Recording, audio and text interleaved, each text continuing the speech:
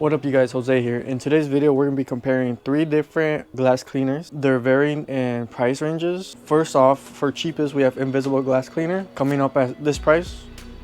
Next one up is Windex and the price is here. And then last, or the most expensive, is Ghost Gleam, a brand by Koenigsegg, and the price is here. So what makes a good glass cleaner? For me, it leaves no streaks and it keeps the window clean. So that's the 2 main factors we're gonna be looking for. All right, for this part, I wanted you guys to guess which bottle I was using. 4 rounds, or the main bottles, and then 1 more of the one I like the most. You can write it down or mentally or comment down below 1, 2, 3, 4.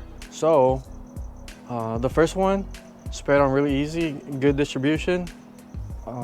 Once I wiped it, cleaned it right away. So I was surprised.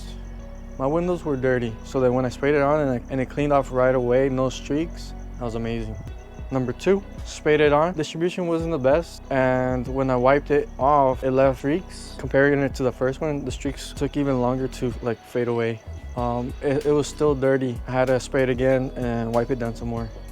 Third one, it was at par with the first one.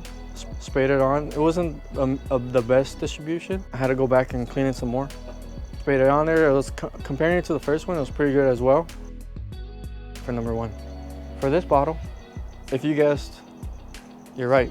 Number 2, if you guessed, you're right. Third bottle, if you guessed, you're right. And the one I liked the most was, here, I'll spray this window again.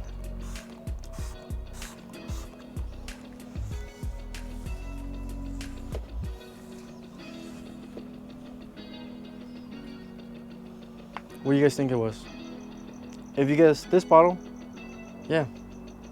Surprisingly, the cheapest bottle was the best. And I'm not gonna lie, I've been using that bottle for a while, ever since I found it. All the other bottles don't even compare.